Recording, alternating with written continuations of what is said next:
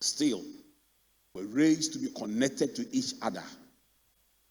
In that single room, we find love. You won't see us going out. You won't see us. If you see any of us going out, we are being sent. But apart from that, that's single room. If it's raining, water is coming there, but we are there. Because what kept us there was the spirit behind what we call home. Love, care. But I also had friends whose fathers had big houses, but they spent almost all their day with us in that small room. My mother had some small porch in front. My friends were always with me there. They never enjoyed that big house. You know what we do? We spend all our time trying to build houses and trying to build success at the expense of the people who truly love us. There are a lot of rich people whose children are into drugs. All the houses are there. And yet, these guys are in mental homes. In fact, I know rich people whose fathers' houses are in Transaco Valley Estate, but they spend the whole day at Nima. In fact, it is believed that those who smoke weed, they love themselves a lot. That's why the same joint, once and passes it on, and they pass it on. It's a sign of love, bond. Then they stay there. Where you are loved, you stay. Where you are accepted, you stay. Where you are celebrated, you stay. You can't just have children or marry a wife or marry a husband, live in a big house, and nobody enjoys the company in the house. The company you enjoy are people outside home.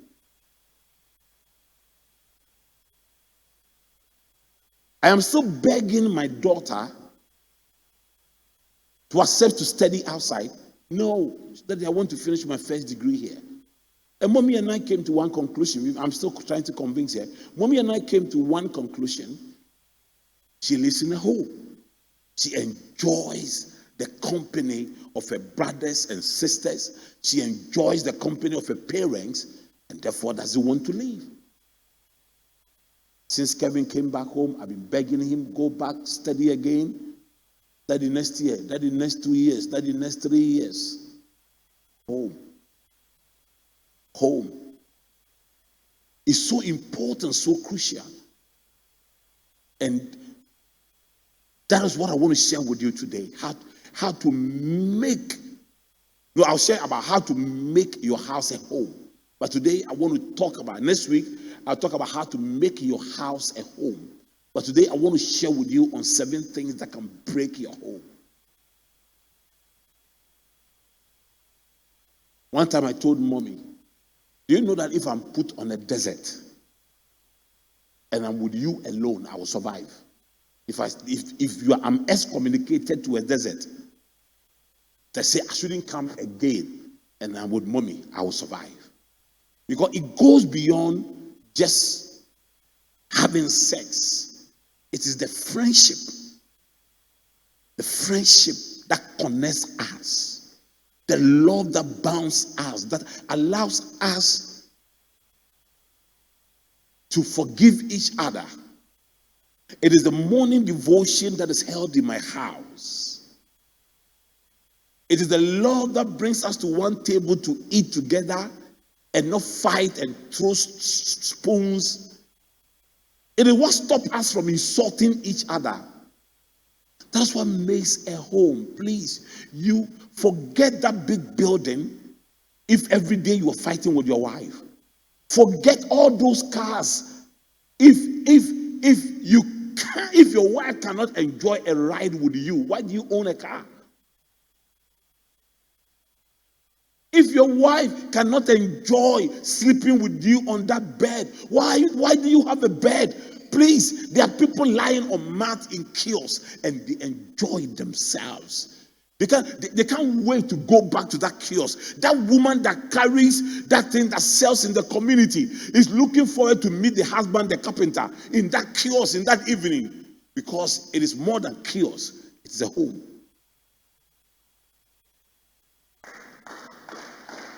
Are you here? It is more than kiosk, a home. That's why I want Pleasant Place to be. I want Pleasant Place to be more than that, a church building. I want here to be a home. I was telling Judah we are just building a new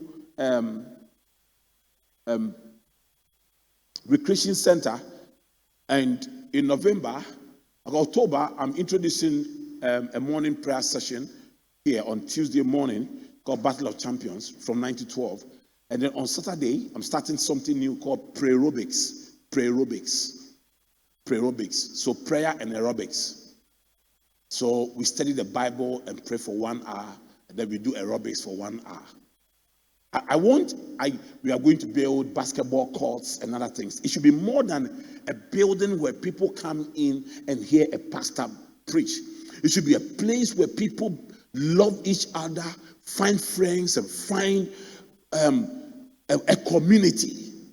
That's how it is. That's where people want to be. But you know something? You can't find a home in a church if you don't have a home in your house. And sometimes those of you who feel that this church doesn't love much, it is not a fault of the church. It's the fault of your home. You don't understand what is love. You are not made to be able to even receive love and accept love. You have grown up with a man or a woman that the only way to settle your problem is to fight. So you have an inbuilt reactor, which is a fighting spirit. So somebody offends you, you fight. Imagine how many times you hit your children. The person pours water, you have food. The person is carrying food, and you are the person carrying food. Look at your face, you are eating. Did you help anybody here? Look at your face. You know that kind of thing. You are wild in the house. You are wild in the house. Your children do not enjoy your company. They can't sit down with you and watch movies. I have something at home I'm counting my children. So I called Kevin. Kevin, I'm counting my children. When I say I'm counting my children, it means all of them must come. They are 4. And when they come, I said, 1, 2, 3, 4. Okay, you have reached. Sit down. Let's watch a movie. We watch a movie, we chat, we argue, and we talk. Then usually it's mommy that we have to explain all the movie to. You know, they want to say, now we cross the saying. Then they all tell, oh, mommy. Tetebia is usually the narrator of the movie. She narrates the movie. And sometimes the conflict is that there are kind of movies, I want the one me and mommy we like. So I'm like, so are you guys enjoying this movie? Hey, Daddy, don't you enjoy it? I look at them like that. I say, what can I do? Okay, let's watch it. I'm enjoying it. If those things do not exist in your heart, my house is not a house of prayer, a house. When I leave the pulpit, I don't take Bishop to her house. I'm a father. My children must be able to come to me. And then we sometimes decide that we are sleeping in daddy's room. So they come there. So I have a mattress permanently lying down there for them. Where they come there, sometimes they say, no, Superman, we'll sleep on your bed. I don't say, listen, don't get my bed dirty. No, I don't say that to my children. They must have that freedom to be children in my room. What is the essence of being a child if you can't be dirty? All of you that your children don't get dirty, hey, stay here. Don't go here. There's mud here. We grew up with that. And we are better. Do you see where I'm going? See where I'm going? Kevin was telling me a story. Okay, let me just move on. Let me just move on so I don't delay. So here are the 7 things I want you to watch so that you don't break your home. And next week, I'll teach you on how to build a home out of a house. Number 1, the first home breaker is an ex-lover who wants to be a friend. An ex-lover who wants to be a friend. Isaiah 43 verse 18. Forget the former things, do not dwell on the past. Among the former things you should forget is your ex-lover. Because there are some things you can be formal with some former things. You can be formal with some former things. My first car was a very old Passat. Very old Passat, but I still have emotional attachment to that car. Now, that car was an overaged car I bought, and I brought it to Ghana. I was charged penalty. I used it for taxi. Morning, evening, I had a taxi driver in the morning and one in the night to be able to pay my taxes on that car. I suffered. It was all the time the car had broken down. But I still have this emotional attachment to that car. Anytime I buy a new car and I'm driving, when I sit inside, I remember the first car I drove or owned. So imagine me if I had a girlfriend before meeting mommy. If I still had fond memories of my old car, I should have fond memories of my old girlfriend or old boyfriend. Fortunately, I didn't have a relationship before I met mommy. But if I did, and I met my old girlfriend in the airport, there will be fond memories. There will be some, listen, you never fully recover from emotional attachment. Emotional attachments. It's no different from losing a father. My father had been dead for over 30 years now. Over 30 years now. I still think about my father with such fondness as if he died yesterday. Because emotions are not easily washed away or flushed out of the systems. It is the same thing with people you ever entered into relationships with. Especially the people you had sex with. Because the highest form of expressions of emotions is through sex. And these are not things you can't meet your former boyfriend and not remember he ever slept with you. Or meet your former girlfriend and not remember that good sex you had. Or you don't meet. Or you don't even, some of you even sit down when you have not even met them. And your mind travels back and you remember.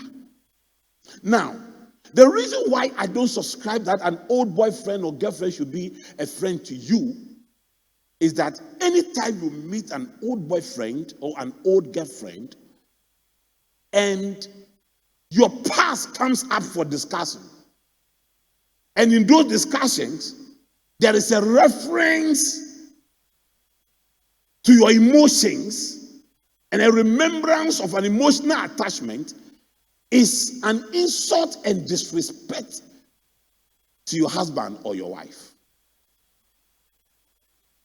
You must hold the dignity of the man you are married to now or the woman you are married to now by ensuring that your ex-lover does not become your friend, because you can't control what you discuss.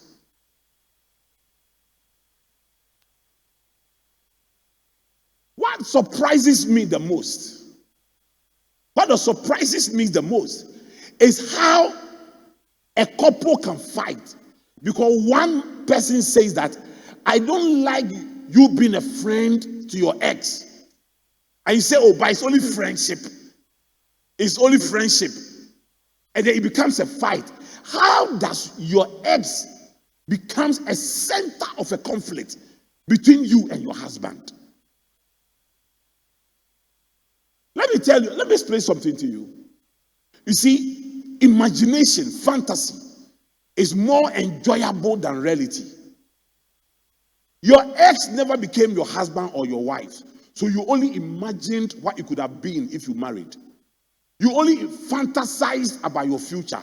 And that looks very nice and gives you some emotional butterflies. But with you and your husband, you are living in reality. And reality is more difficult than fantasy. Are you here? And so sometimes you try to compare the fantasy with the reality and assume that your former boyfriend or girlfriend loved you better than your current spouse.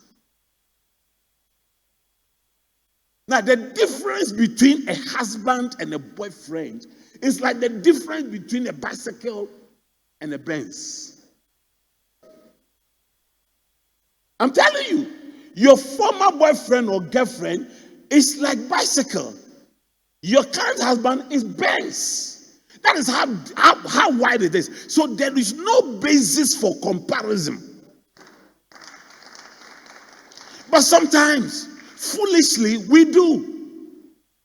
And what is even more foolish is to try to, do you know, there are girls or men, when they have problems with their spouses, they go to their ex and discuss it. They go to their ex to discuss it. That is the highest form of disrespect to your spouse. You can't do that. You can't do that. The chances that if your ex is your friend, the chance that you will sleep again, you will have sex outside your marriage is higher than if he's not your friend. Now, people you never knew in your life. There are men here who are married and people they never met in their past. They have met them now and they are still sleeping with them. How much more than somebody you slept with in your past? So you just can't say that he is only my friend. I don't have any feelings for him again. If you have no feelings for him or for her again, he will not be on the table for discussion. You will not even say, oh, he's only my friend. It will not come for discussion. When you leave here today, delete that phone number and have your peace of mind. I'm telling you, even old boyfriend to new boyfriend, don't compare. How much more old boyfriend to husband? Old girlfriend to your kind. Listen, if somebody is going out with you and keeps making reference to his old girlfriend, old girlfriend, slap him and walk out of the relationship. I'm telling you, it is disrespectful for the person to be talking about his ex all the time. Oh, me and Ya used to come here. Me and Akuya used to come here. Where you are taking me to for enjoyment, why are you making reference to the person you used to come there with? What is your problem? Forget the former things. Do not dwell on the past. And the first former thing you must forget is your former boyfriend or girlfriend. If you don't want to break your home. And all these ex-lovers, when they come back into your life, they come as if they are your protectors. Has he been beating you? Has he been beating you? Nonsense. And with all the people in this world, the person you want to be a friend is your old boyfriend or your old girlfriend. Then you really lack friends. You are very desperately in need of friends. Number two, the second breaker of homes is a gossip who has a story to tell. A gossip who has a story to tell. Proverbs 16 verse 28. A perverse person stirs up conflict, and a gossip separates close friends. One friend who is a gossiper can separate you and your husband. Proverbs 26 verse 20. Without wood, a fire goes out. Without a gossip, a quarrel dies down. If you are quarreling with your wife, you talk to her, she agrees, she goes out and comes in and starts again. Or your husband goes out and comes, starts again. There's a gossiper in your middle. In between there, there's somebody who is gossiping. Let me tell you something about listen, people are jealous that you are married. And they just want to set confusion. This week, a woman came to visit me. Incidentally, I had an appointment with the husband later in the day. So while the woman was chatting with me, she didn't give me any inclination that she knew the husband was coming. So we finished. The husband came in the afternoon. We had a chat. Somebody and his wife. I'm not the one going to say, "Oh, your wife just left here." What about if he didn't want the wife to come here? So we had a chat. It was during this conversation that he said, "Oh, my wife said he came to see you." I said, yes. But I didn't come up for discussion because I didn't know whether you approved of her coming to see me. But do you know that somebody will see a girl in another man's car's front and call the wife, "Hey, I saw your wife. I saw your husband right now. There's this fake lady in his front, the seat of his. Do you know the person? Hey, the way they were laughing and talking, the way they were laughing and talking. You were a homebreaker." You see, in my language, they say, you are not the one to break the news of a cheating husband to the wife. Especially when you don't have the capacity to handle the ripple effect of that.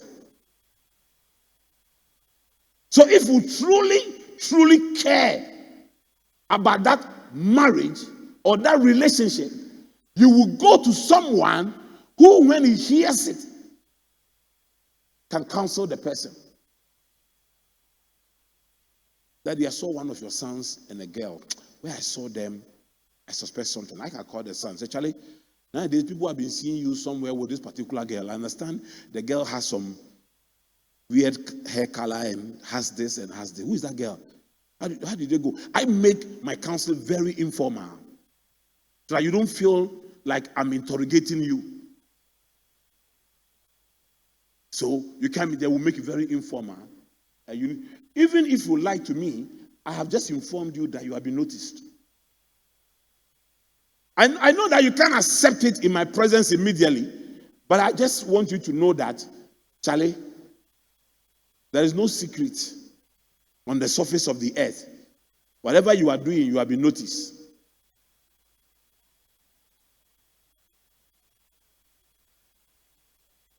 Are you here with me? Be very careful, people who come and gossip about your in-laws to you. Hey.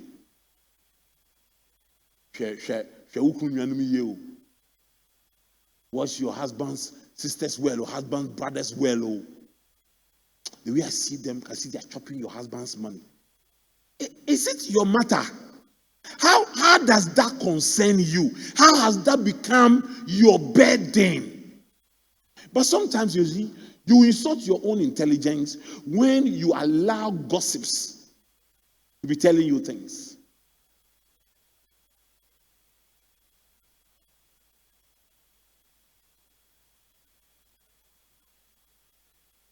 Hey, your wife, I hear that when she goes to market, she doesn't spend all the money. Do you know that when your wife goes to market, she keeps some of the money? She keeps some. This one, what is your problem?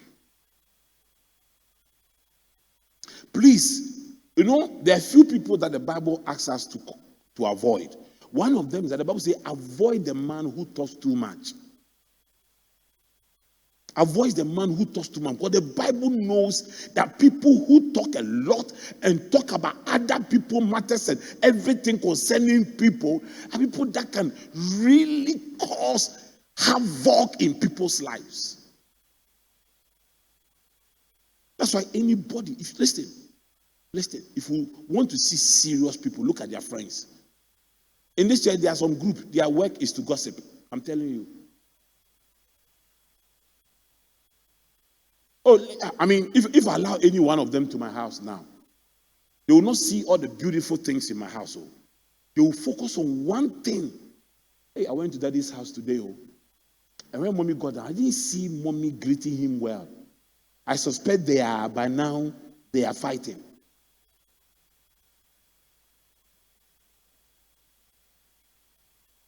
In fact, there's some group in this church, even my gate, I won't allow them to come there. Even in my office, I'll receive you at the reception. Before you go and tell people that, you go and tell people, hey, if you go to that man's office, even his chair, and there are poor people in this church. And if you look at the chair he's sitting on, if he sells his chair, he can pay people's rent in this chair. No, that's how, I'm telling you, gossips, they pick petty things. Because gossips are envious, and they want to destroy the person they are envious of. And if it's your marriage, they want to. So please, the person telling you, no, now look at this. Anybody who consistently tells you stories that hurts you is a bad person. There's someone I'm preparing this sermon for like 6 months. I haven't finished. There's 7 bad people around you think are good. The first one are gossipers. The words of the gossip are sweet, are like muzzles, sweet to the soul. So they come and tell you stories. By the time the person is leaving, you have a hatred for someone, you have a bitterness for someone, you have been discouraged. Anybody here that people tell you a story about this church that discourages your commitment, that is a serious gossiper. I'm telling you. And they can bring it to your home and attack your commitment to your husband and tell you that human beings are not pillows that you can put your head on. Oh, be careful. Be careful. Oh, be careful.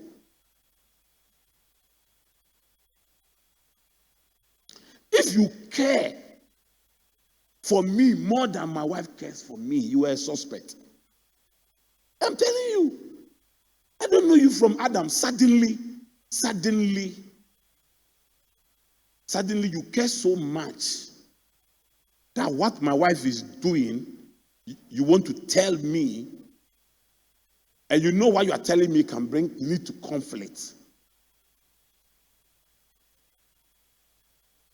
I hear people mommy love in this church who have said things about mommy that I never mentioned it to her. Because that will spoil relationship. Maybe the worst I will go is, Charlie, be careful. These people, I think you should just make sure that where you are now, you don't go beyond in the relationship. I just say it like that and I leave it. Because I know if I tell mommy the full story and she reacts, the gossips, they move in groups. Now listen, every gossiper has what we call human shields. Because he's a gossiper and knows that one day he or she will be caught. They build a group so that they know that if you touch me, you are touching a number of people. You get it? So they become so powerful. If you touch me, you are touching not me alone, but all these people. Let me tell you here, if you are very wise, never get involved in people's battles. Some of you, your friend become takes an offense in this church, and you get more offended. It's stupidity. Total stupidity. You get more offended. Do you know okay, let me move on. For the sake of time, let me move on. Number 3, an in-law who wants to assume control. An in-law who wants to assume control. Genesis 2 verse 24.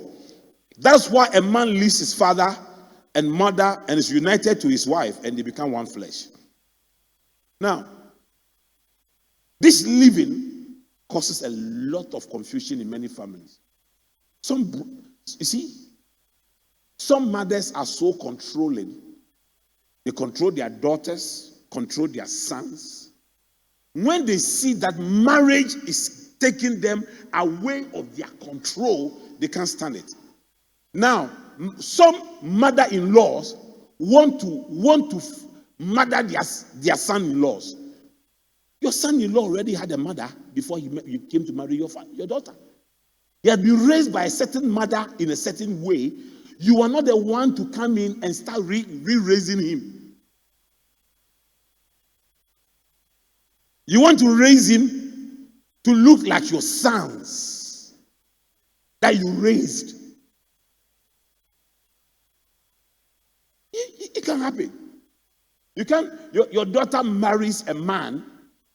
Once I believe you are an important person, last week I preached about it, so I'm balancing it now. Once I believe that the mother-in-law must be respected, must be valued, you must also give the new couple, or even if they are old couple, give them space. Let them make their own decisions. Let them take their own steps. The only thing you can do is to advise.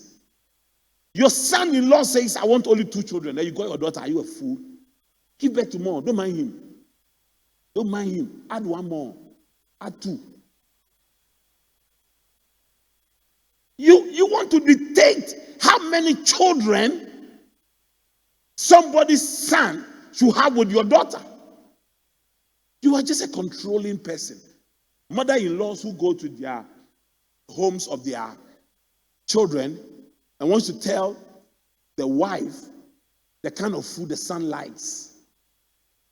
Please, you lost that responsibility long ago. Even before your son got married, he's left home. He's been eating on the street. Do you go to the street where he eats to tell them what your husband, your son likes to eat? Then immediately he marries, because you know you have lost control. You are now coming in to tell your daughter-in-law what your son wants to eat. Please go to the kinky seller he used to eat from, and the konkonte seller he used to go and tell them, all those people, what your son likes to eat. Because once you couldn't do that, but you are doing it in this house, it's a sign that you still want to be in control when you have lost that control. Are you here? There are father-in-laws who want their sons to marry their wives like they married. You want their sons, agozi, and mad yeah, menkashe inchira omu, and matri sum kanyama chromo mbeye wedro. You know, your father married your mother very badly and wants you to be the same way. Now, when it even comes to siblings, it can be worse. When it comes to siblings, it can be very serious.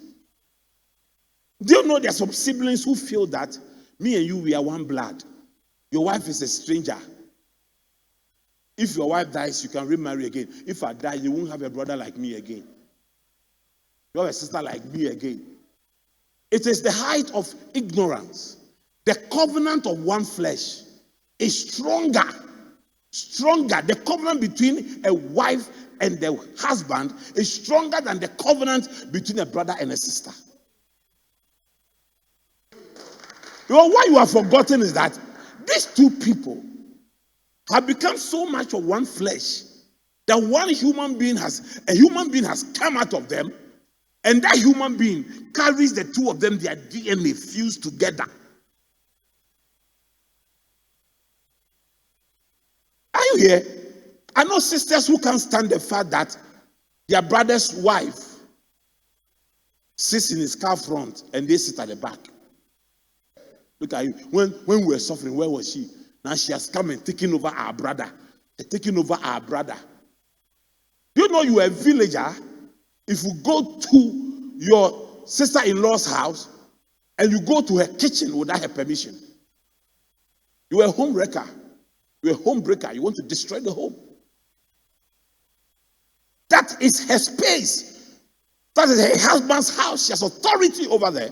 Once I expect the woman to respect the man's people, I expect the man's people to understand that if your brother or sister is married, the game changed. Everything has changed.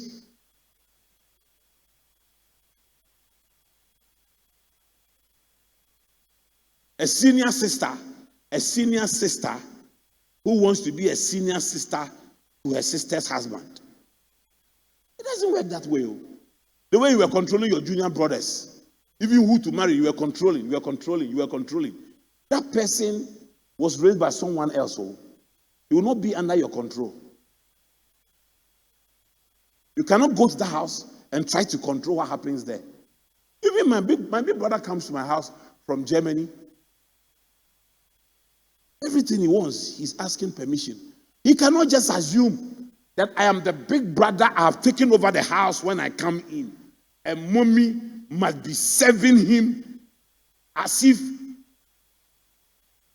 he is some king from somewhere. No, he understands that this is my junior brother, but he's married, he's raising his family. I must give him space, I must give him respect. We are no longer in that single room where Papa was king and I was the assistant king. Here, Yofi is king. His wife is the queen. And I am a subject.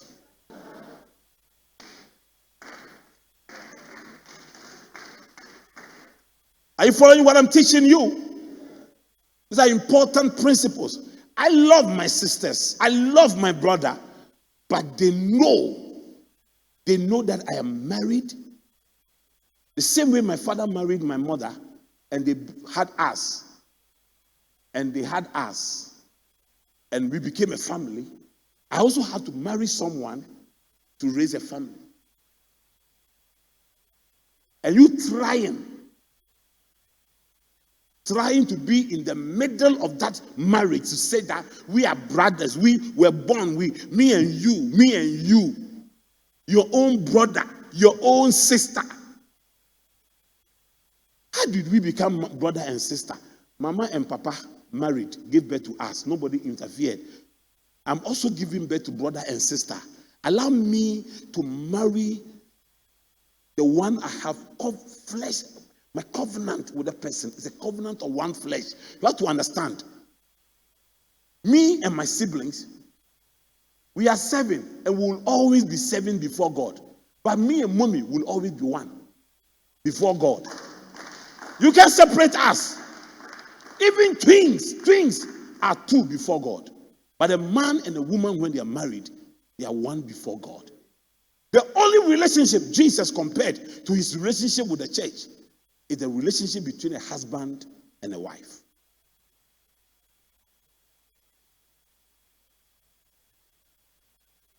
In fact, Jesus is saying that the only person you can die for is your wife.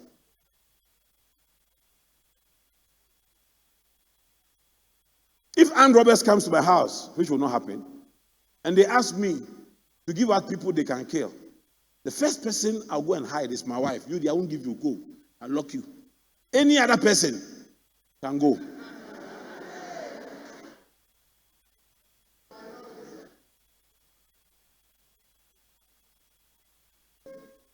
Mommy said, what about my children? When where were they?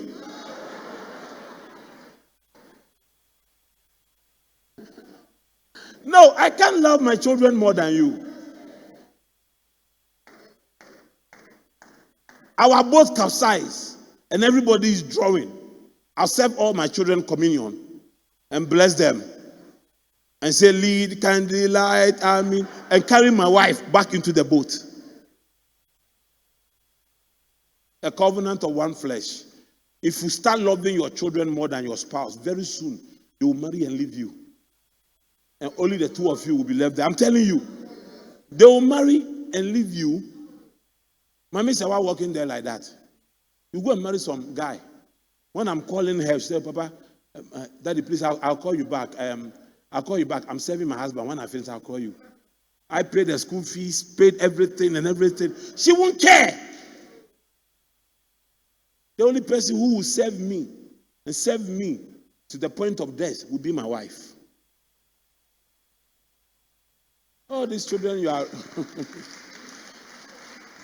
That is why you must not allow your children to come. Love them, care for them, but they shouldn't come between you and your husband. That's why I always advise against divorce. Because once you divorce, the place of your children are misplaced. If you remarry, they live with a stepmother. If the woman remarries, they must live with a stepfather. The only place maybe they can find some amount of balance might be to live with grandparents. That's why no matter what happens, unless it will kill you, Unless there's a biblical basis for it. Hang around, try and hang around. Try and hang around.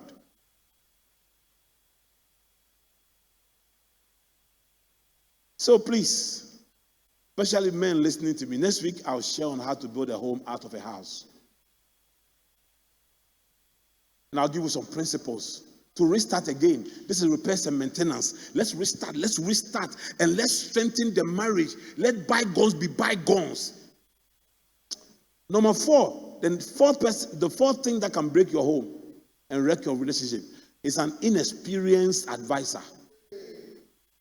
1 Kings 12 verse 8. But Rehoboam rejected the advice the elders gave him and consulted the men who had grown up with him and were serving him. This is what led. Rehoboam was Solomon's son who inherited Solomon.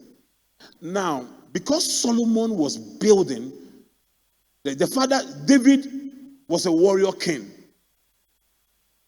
Solomon built infrastructure. So David took a lot of lands, but didn't develop them. Now Solomon came in and had to build a temple and had to develop the lands. So Solomon taxed the people a lot. He taxed the people to build infrastructure. When Solomon died, his son Rehoboam became king. And then the people went to him and said, your father taxed us too much. So we want you to reduce the taxes. Then Solomon consulted with the elders. And said, we think it is true. Reduce the taxes. Then when the elders left, he called his colleagues, his friends who he grew up with.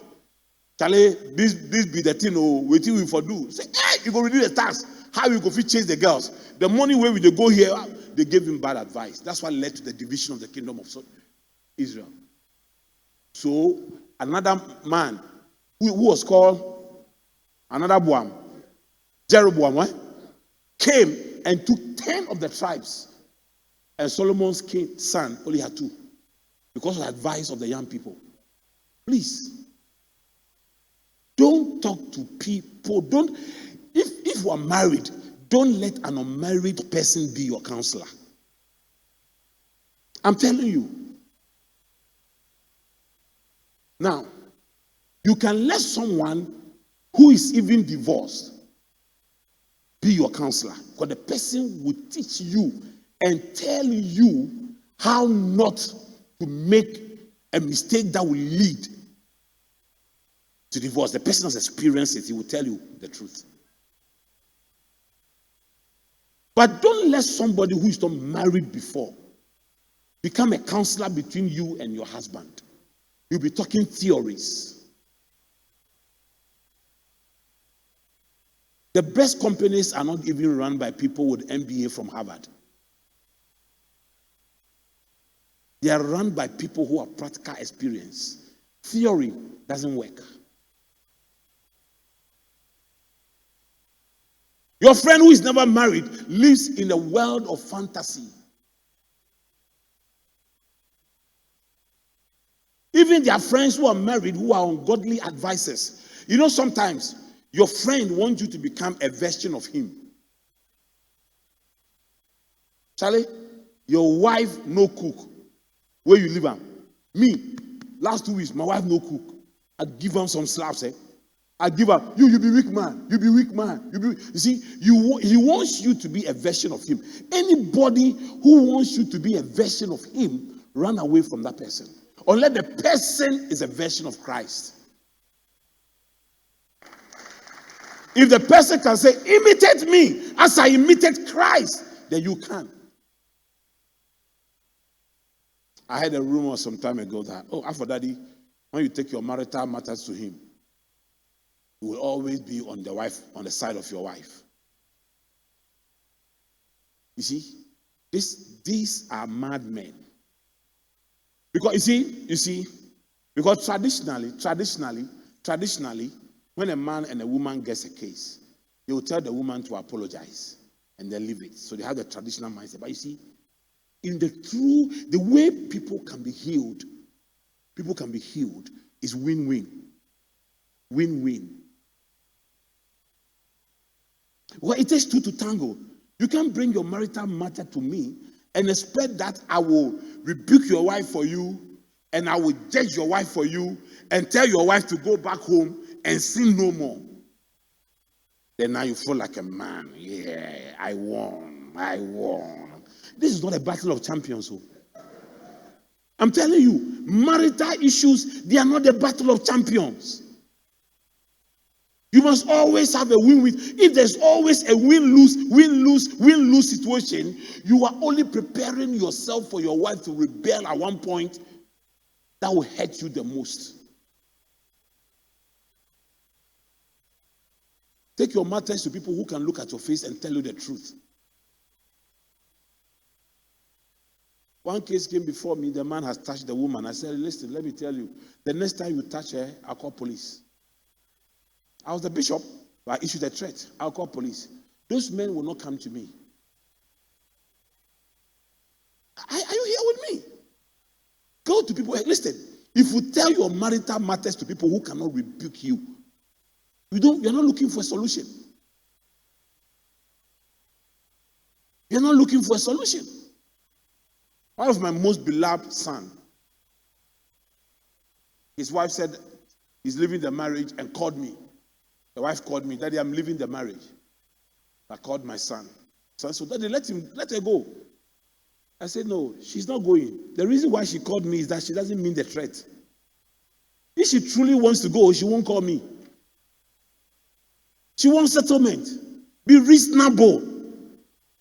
Be reasonable. If he wants to go, he won't call me because he knows there is no way I will encourage that because she wants solution.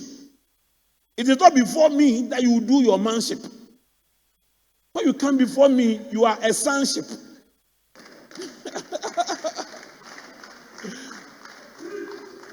Yeah, because I can't imagine, and the women are the weaker vessels. So in dealing with the situation, you first have to ensure that they have gotten out of their emotions, they have gotten out of their pain. Man, if you're a man, if you're a true man, you should handle pain better than a woman. So the first rebuke will come to you.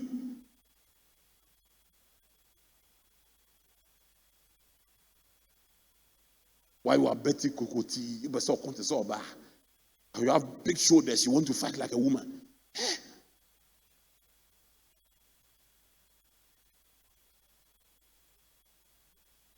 This is how I win.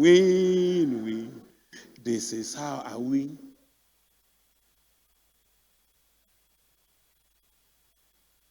Some of you say, Daddy, what are you telling us? Please, it is an abusive husband who will tell the wife that don't let our matter go out.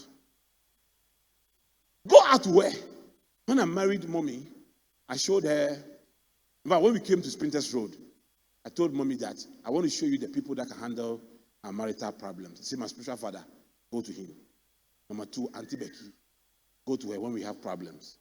Go to Auntie Becky. And then we had one elder in the church, that person. I won't tell her, don't let our matter go anywhere. When a man tells you that, he's preparing to kill you. No, because he knows that what he's doing is so bad, he doesn't want anybody to hear. Of course, you two don't be standing somewhere. There used to be a lady in this church. Mommy used to have the olive grove at that. When she has a case with the husband at home, she will come and sit down there and be crying. You didn't cry in the household.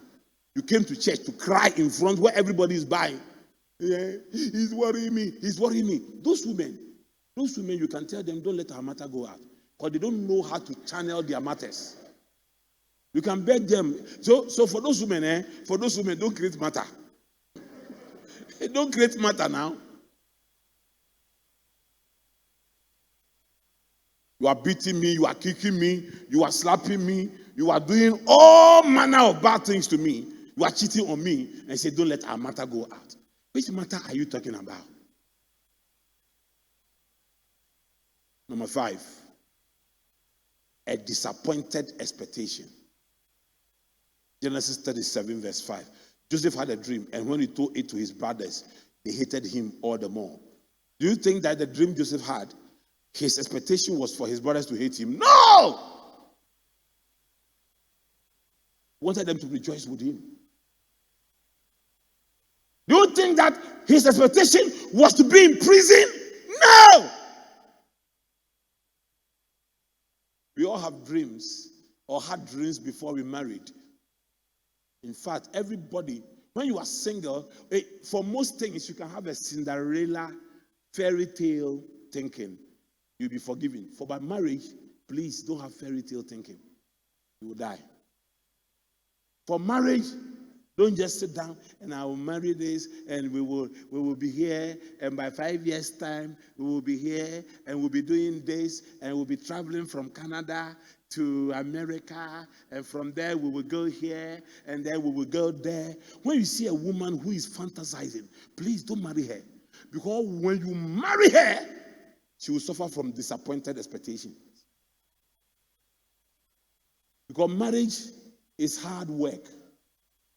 Marriage is hard work. God told the Jews, I'm taking you to a land flowing with milk and honey. When they started, they were just seeing milk and honey, milk and honey. So they met enemies, they met Red Sea, they met all those things. I want to go back. So please, I beg you, don't promise milk and honey without telling them the valleys and the Red Sea ahead. Be realistic. Sit down with a person and be realistic. Some people are married, they are still fantasizing.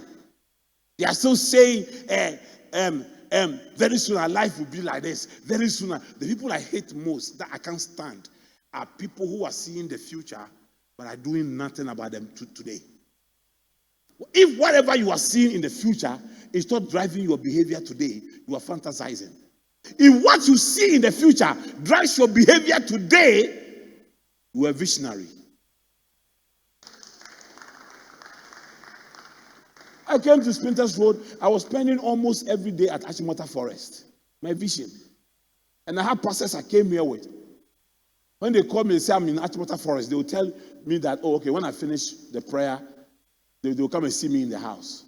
They will come and meet me, and then we break the food I'm using to break my fast. They will eat it with me. They are still in wooden structures and uncompleted buildings. Because what I saw influenced my behaviors. Are you here? Do you understand? If you see a man who talks more than he acts, he is a Cinderella fantastic. What? Okay. He drinks Fanta. Leave him. Run away from him.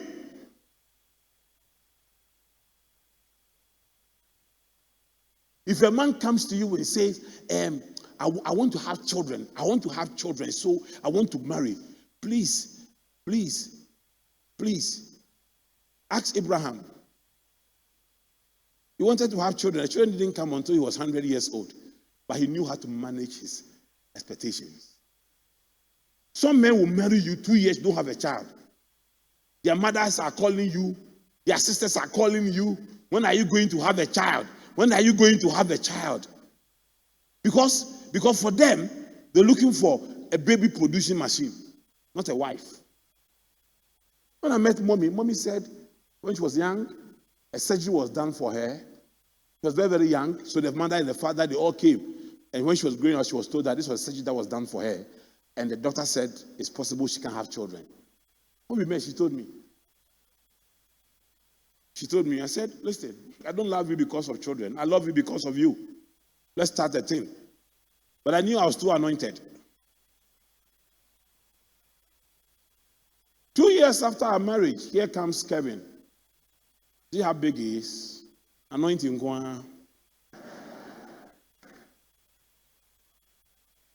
It's the Bible. The Bible says the oil will make your face fat. The oil will make you fat. It's the anointing. Some of you are assuming that after marriage, 2 years, we'll move to our own house and we'll live in Trazaco Valley. When you hear girls talking like that, I say run away from them. When you marry them, they'll be disappointed because after 10 years, you'll still be on the Sprinters Road renting. Yeah, Barbie girls. I don't want my wedding in the church. I want a garden wedding, and then I want my garden. Can we get a white horse? Can we get a white horse? My wedding. Can we get a white horse? The person is not yet mature. Don't worry. Don't marry that person. Cinderella, you want white horse in Ghana? To sit, people should come, and then, Daddy, please, my wedding. Daddy, please, my wedding. Can you please say these things, and please, can you do this? If you come and tell me all those funny things, I call my son. I'll tell my son, this girl.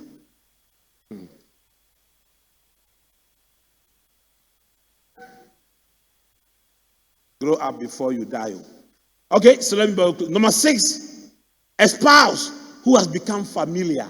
A spouse who has become familiar. You see, everything you become familiar with, you disrespect that thing. You disrespect that thing. Some men have become familiar with their wives. They disrespect their wives, say anything to them, say anything. If you disrespect your wife, become familiar with your wife,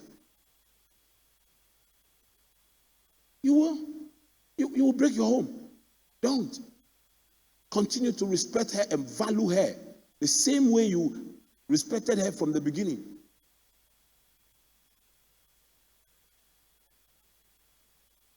You know, sometimes when we're young, and I say, Mommy went to office and was still talking, and I don't know how they heard that we bathed together. One old man called him, hey, don't be bathing with your husband. When he sees your nakedness, after a while, he will not. Don't be bathing. There are still women here who cover themselves because they don't want their husband to see them and they will lose respect. It's an inbuilt something. I'm still married to Mommy for 28 years. When I still see Mommy's nakedness, all the anointing begins to descend. Hey!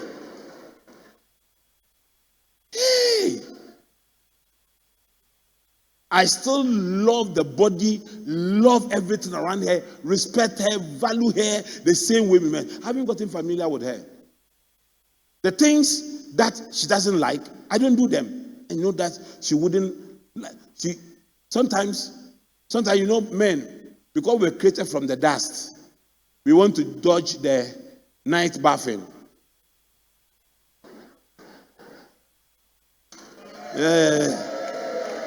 Want to dodge the night, but because I know, and because I'm not familiar with Mommy, I said I don't want this woman to start thinking.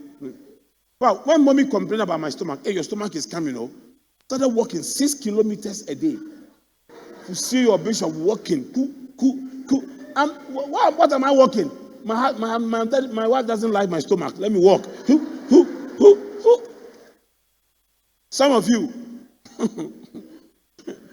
You have lost that thing. You are no longer charming to your husband. You don't care. You don't care. You don't fix your hair. You see, if you respect someone, whatever the person admires about you, you keep it. You keep it for the person to continue to admire you. Mommy still serves me, and even better, brings my food herself, carries it. When they cook at home, the way she will fetch mine and keep it somewhere, nobody should touch it, and swear heaven and earth that if you dare not, I'm sure that if the father were to be alive and the father came to the house and ate my food, she would disown her father. It is the respect and the value. Never get familiar. You are courting with somebody, you're not even married, you're already familiar with each other, you can insult yourself, rough. I would advise you, don't marry. You're going to cause trouble for yourself. Don't marry. Finally, then I can release you. Finally, my friends. Finally.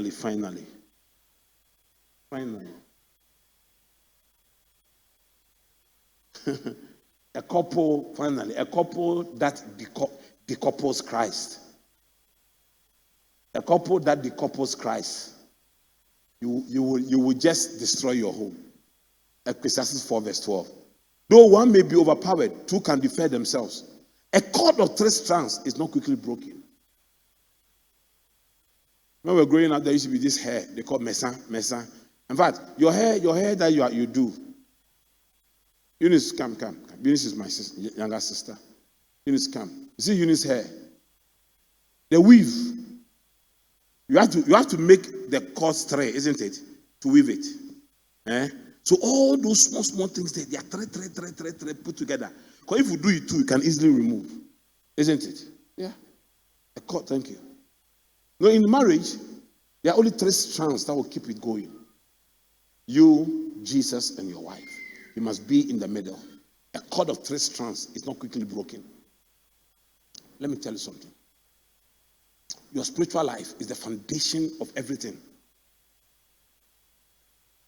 Next week, when I start talking about how to build a solid home, the first thing I talk about is foundation. Foundation. He that hear these words of mine and put them into practice, like a wise man who built his house on the rock. Who built his house on the rock? Who built his house on the rock? You want your home to survive. You want your children to be Christians and survive. You want to be celebrated. You want to be happy in your old age. You and your wife must commit yourself to Jesus. And the evidence of your commitment to Jesus is the service you render in the house of God. I'm telling you, you cannot be committed to Christ without rendering a service. By Saturday evening, everybody is ironing. You're going to church on Sunday. Sunday morning, everybody is up. You are all moving. Everybody's in church. Today, you know what they say? They say people destroy their marriage when they are too committed to church. It is satanic sermon. If my wife, mommy is a women's fellowship, I just come there jokingly. Hey, mom, mommy, wife, I won't be offended that mommy couldn't give me food because she was in women's fellowship. Why should I be offended? That she's serving God who created her? Or your husband is paying tithe and you are fighting him for paying tithe. Your husband is serving a man of God and you are fighting him for serving a man of God. But if he goes to rent a hotel for your birthday, you're happy. And the people who come to eat are your enemies, right? They pretend to be friends. They will leave and go and gossip about you.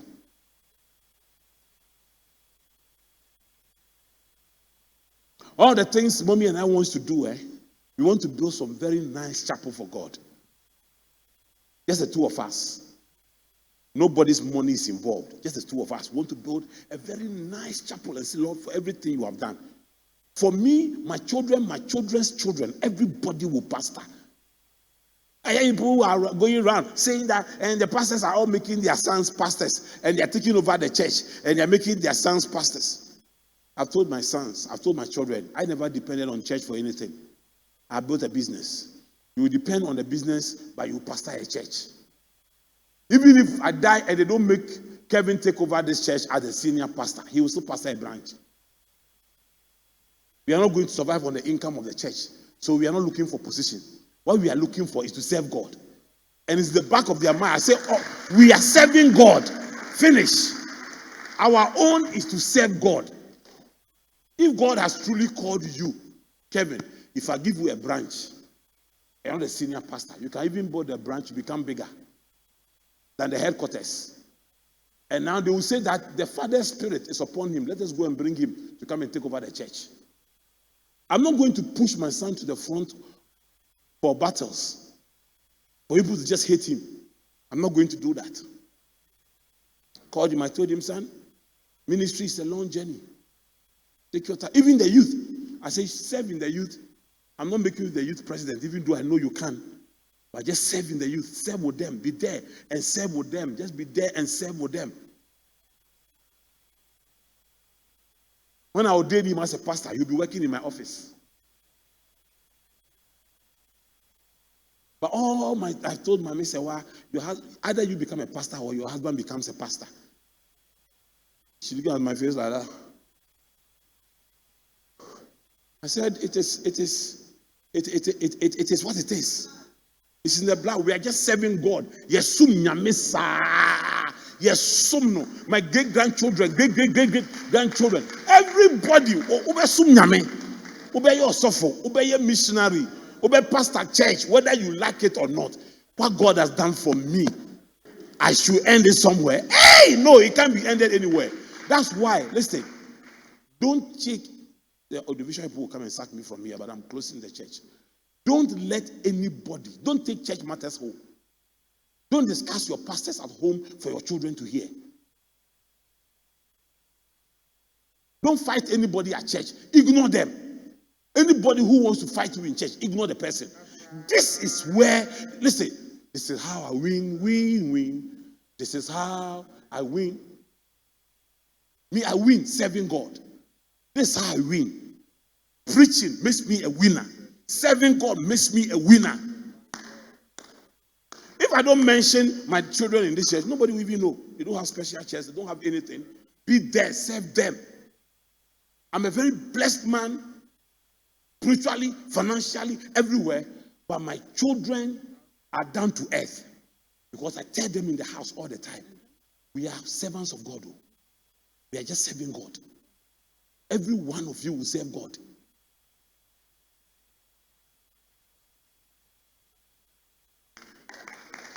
Are you here? It is time you bring your children to altar. You pray with them. It is time you start showing them how to pay tithe now.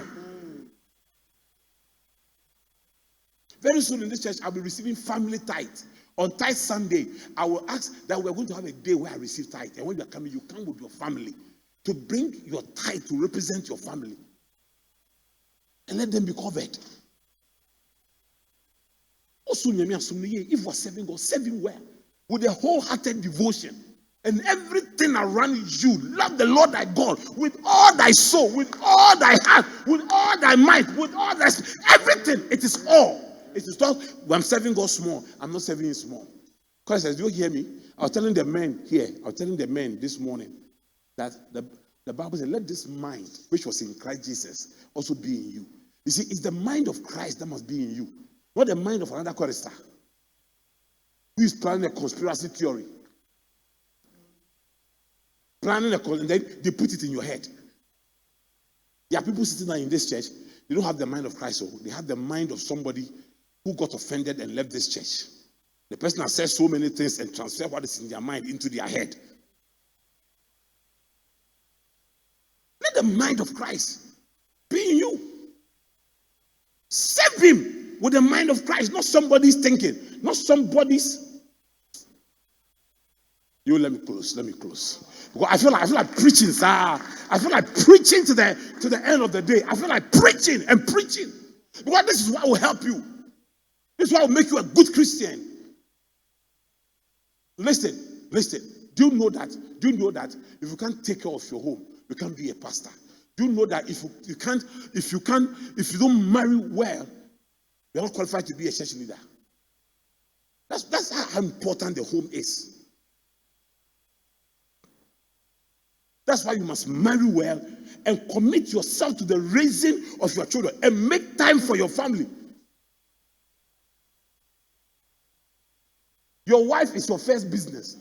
Not that office, not that shop, not that listen. Your wife is your first business. This church is not my first. Listen, no. God is first. This church comes third. Mommy comes before this church. Are you here with me? Do you understand? That's how important it is. That's how important it is. Build solid families, but build them on godly foundations. Teach your children how to love pastors and respect pastors. Teach them how to love church and value church. A children come from Sunday school, they come and give complaint, and then you go and fight Sunday school teachers for your children. What thinking is that? What kind of thinking is that? How can you raise godly children showing ungodly behaviors? Shame to all fathers who smoke and drink before their children. Shame to all of you. Shame. Your children go to open your fridge for water and your beer is fighting with their water for space in your fridge. Shame. Shame. Shame to all fathers who beat their wives before their children. Shame. Shame to all mothers who insult their husbands before their children. Shame. I'm telling you. Shame to all of you. You should repent, go before the Lord, and ask Him for forgiveness of your sins.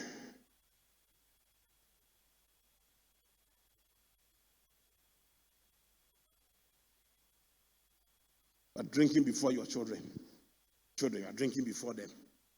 Give them some. No, give them some to drink. If it's good, give them some. Just give them some.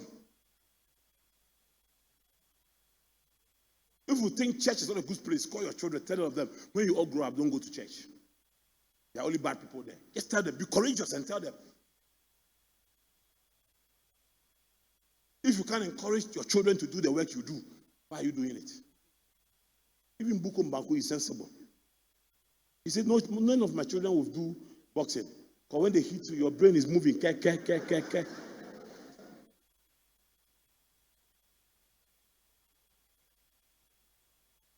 Be a gospel. Be a living gospel. Let your children see Christ in you. Serve Him and serve Christ. And serve Christ more and more and more and more and more and more and more and more. And serve Him. And the set man in your life is your pastor. So you can't serve God without a relationship with Him. He demarcates the job that is supposed to be done. It's as simple as that. Have you seen a mason who goes to the site and ignores the instruction of the architect? You're an engineer. Can that happen? Plaster here is saying, I'll plaster here. I'll plaster here. You can't give me instructions. I'll plaster here. You cannot be in the local church and say, I'm there without a relationship with the pastor. I'm just there. I'm just there. Some of you must repent from today. You must repent from today. Because, you see, nobody can intimidate me from preaching the pure gospel. So if you're not interested in pure gospel, why are you here in this church? Why are you here in this? If you're not interested in pure gospel, why are you here? Why are you here? You are interested in the pastor who will raise seeds every Sunday and your soul will go to hell. I am interested in your soul, not your seed. That's why God has blessed me financially.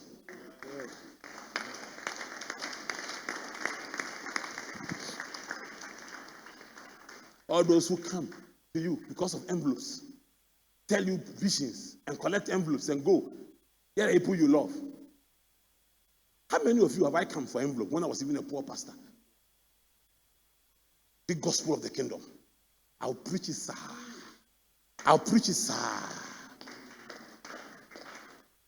Okay, church is closed. Thank you for